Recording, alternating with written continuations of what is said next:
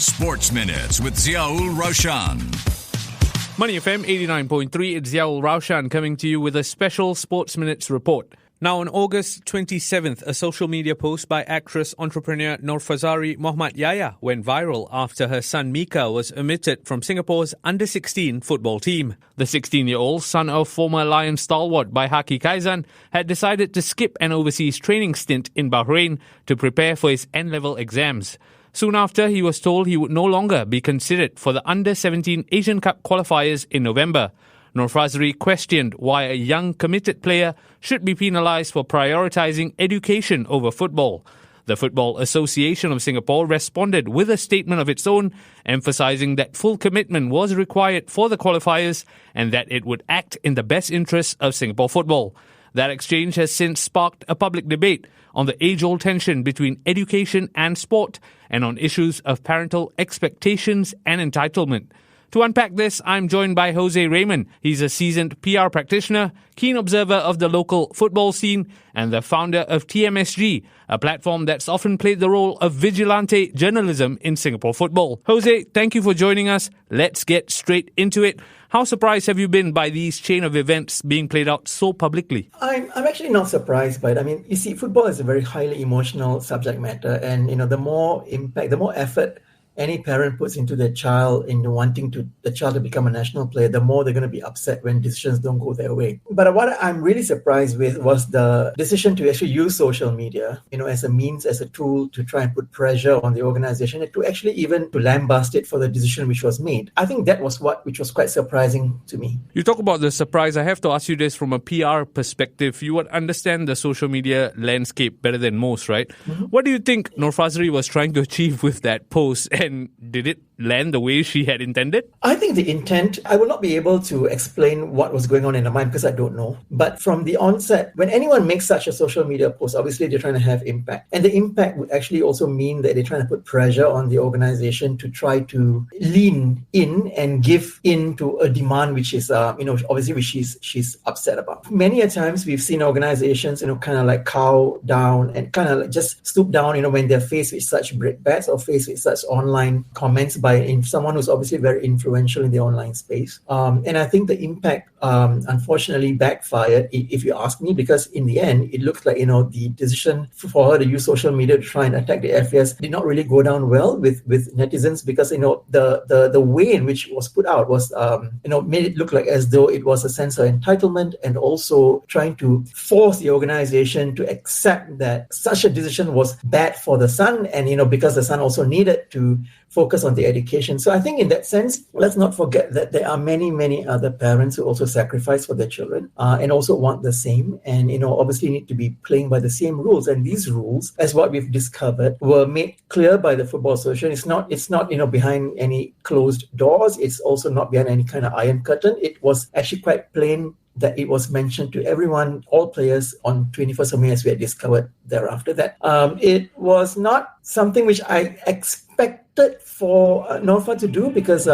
given that the husband works in the FAS, there were definitely other ways to have been dealing with this with the situation, right? So we really do not know what actually would transpire behind that. Jose, thanks for setting the scene. You've given us plenty to unpack there. I'll talk about entitlement in a short while, but I want to try and make sense of this timeline because there are contrasting accounts from both parties, right? It's basically he say, she say here. Norfazari, speaking to Mothership, says Mika had already informed management weeks before that he couldn't travel and that no formal consent form was given to her or her husband Baihakki. But that directly contradicts with what FAS then put out as a statement. As someone in the know, can you sort of make sense in terms of who is actually leaning towards the side of truth here? In my opinion, right, something which my mentor taught me long ago when I was a journalist, right, there are usually three sides to a story. Your side, the other person's side, and what's the truth. Okay, so there are three sides, not two sides, three sides. And that's why, everyone takes a certain position. But you see, ultimately, we will not know what's the truth. But in saying that, let's not forget that the Football Association of Singapore is a public institution. When they put something out, and it's bound by, and it's an organization standing by what they're putting out, we would tend to believe that is probably the closest we're going to get to what's the truth. I'm not saying that Norfa lied. I'm just saying that, we have got to probably believe an organization which is being led by a president who is perhaps one of Singapore's, if not Singapore's richest persons, who runs billion-dollar companies. Why would he or his organization put something out which isn't bound by what's the truth? Secondly, let's not forget that the FS more recently also hired a head of legal called Eddie, who is from Line City Sailors. Right? This statement was put out looks to be like it's been vetted, checked, multiple checked, and then it's posted because it was very clear in what they're saying. They were very clear in how they were putting out the information. They were very clear about timelines. And it looks like it is almost indisputable. Right. So if you ask me that question, I would lean towards the position given by the FAS as being what really transpired. Yeah, I take your point completely in terms of the reputation of people involved. You talk about Eddie being head of legal. The deputy president happens to be a lawyer as well, and I think he would have had a part to play in this whole thing. I want to ask you this in terms of the two words that you brought up, entitlement as well as emotion. Clearly, Norfa's statement was laced with both of those things, right? Is it then a surprise that everybody has sort of taken the stance that she is wrong to raise this issue so publicly? You see, the thing is, right, I'm not in a position to understand why she came to do what she did, right? And I think this could have been managed a lot easier, a lot better, instead of using social media to air your grievance. But unfortunately, again, football is a team sport. Okay, you and I can accept that football is a team sport. There's no one individual player who can dictate how the team is organized. The coaching staff needs to believe that, if they choose a certain direction to try and prepare a team for a major event, which is the AFC Under-17, you've got to give them that latitude that, this is the way for them to want to do it. Because if they fail, guess what? We are not going to be going after anyone else. We're going to be going after the coaching team. We're going to be going after the organization for not preparing the team the best way possible. So when the coaching team says this is what we need to do to prepare the team in the best way possible, we have got to give them the benefit of knowing that that's their job and that's what they got to do. And again, it's a team sport. It's good that the FAS took a very clear position that, no individual is greater than the team. If you run companies, you also know that that's very important. I will not have a prima donna in my team because I need to take a look at the team dynamics and how the team works together. That's more important than any one prima donna in the team who demands special attention. It's very hard for any coaching team to develop a team or to prepare a team if that's going to be the position, right? So they made it very clear, they informed everyone, this is important, you're going to have to, it's understand it's going to be part of the exam period, but we're going during the school holidays. They already have said you must prepare for your exams when you have all the free time and you must be disciplined enough to do it. They are taking whatever steps necessary to do two things. One, help the kid prepare for their examinations and also help the team prepare for what's to come because it's important for them to do so. How else do you expect them to, prepare the team knowing that, down the line, 2 months later, you've got a major competition to go to? I just want to zoom in on that point about how this could have been dealt with differently. You talk about football being a team sport. Baihakki Kaizan is part of the FAS team. He works in the same office as the decision makers, right? You raised that question on your platform saying, why was this not dealt with internally almost? Knock on the door, speak to someone rather than what's been done. Are you anywhere closer to finding out why that decision was made to air it publicly rather than dealt with in an office? From what I've gathered, I don't think it had been discussed with the appropriate people. I hope I'm not wrong in this. I really think that this could have been managed a lot better. But here's what I can tell you. Changes are afoot. Lots of changes are afoot. And I think change is when people get very discomforted. And my suspicion is that change is happening. Changes are going to be announced and there are going to be changes. And I think that's one of the reasons why this was an opportunity to go after the organization and the new leadership. Unfortunately, I don't think that's being fair to the new team who's trying to bring about changes to help football flourish. I mean, the Football Association of Singapore exists for using football as a means to bring people together for football excellence and to ensure that, the country does something in terms of its football matters, right? We have got to give them that opportunity to think that, to give them the chance and the latitude to be able to do that in the best way they know how. Why do I trust this leadership team? I trust this leadership team for now because, look, the person at the helm is someone who's taken Line City Sailors from what they were to where they are today. There are people in there whom I know are capable enough to want to lead and bring football somewhere. We must give them that latitude to make that changes, and that changes are going to come overnight, but it will have to come, and changes are being made. And you'll see, from there on, people will feel very discomforted by the fact that, their jobs could be on the line. I suspect this is where it's coming from. Again, it's my suspicion, it's my reading of the situation. And, unfortunately, I've known Baihakki since he was a teenager. And I've seen him through his highs, his lows. Unfortunately, I don't think this has been managed very well on account that he's actually working in the FAS. Time will tell how it all plays out. My biggest takeaway is TMSG now trusts the FAS leadership. I never thought I'd live the day to say that, right? No, I think, look, we have got to be fair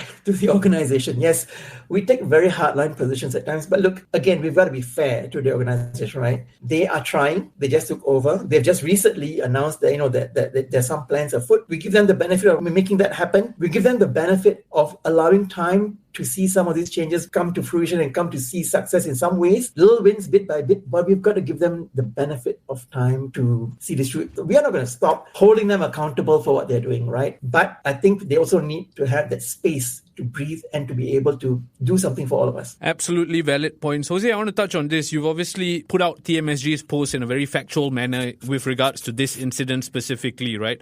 Is there a part of you that's thinking perhaps what the FA could do a bit more to help parents transition their kids to take on pro football? We've seen that with Arsenal, right? Max Dowman, 15 years old, making his Premier League debut, offered an educational ecosystem so that both is sort of taken care of. It is chicken and egg, but do you think FA could do more? I think there's always going to be a position where everyone can do more. All of us can do a lot more for football, right? We as a platform can also do more to promote, can also do more to help, right? But we take a certain position because, look, our destination is the same. We all want something good for Singapore football. So our objectives are very similar, but we do it in very different ways. There's one thing which I think the new management team will have to do a lot better at, and I think it's about managing their stakeholders. My suspicion right now is they're still trying to grapple with, taking over the leadership. It's been a couple of months. I think they're also finding out all the various skeletons buried in all the various parts of Jalan Besar. I think they're trying to unearth some of that bit by bit. It takes time, but you see, it's again an entire kampong, a neighborhood, which is going to help to make football better. But to answer your question, everyone can do a lot better, right? Because it's how we up the ante, up the game from now onwards, right? The answer to your question is yes.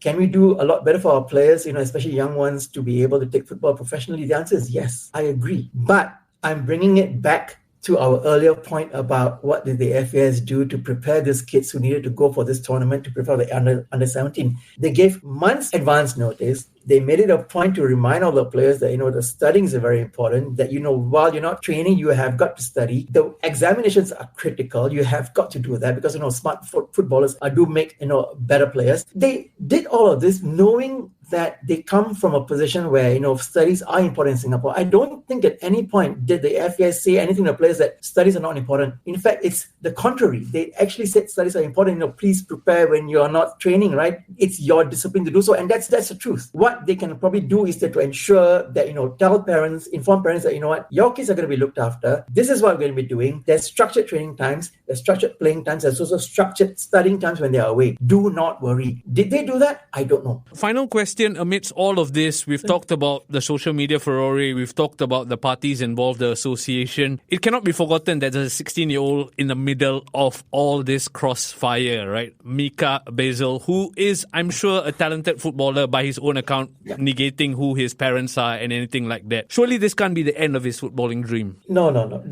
This is nothing. This is not over. Okay, it's just a minor blip. And the blip is caused not by him, but, perhaps the actions of the parents, but all in good. Mika, we're not going to see the end of him. Okay, he just needs to overcome this and move on. And I'm very sure he's going to be called for future matches, future training stints. This is not the end of him. I don't think, every footballer, every sports athlete goes through this, right? It's a peak and a trough. It's ups and downs, right? Deal with it. You become a better player. In future, you'll know how to manage yourself. And I think it'll be fine. He'll be fine.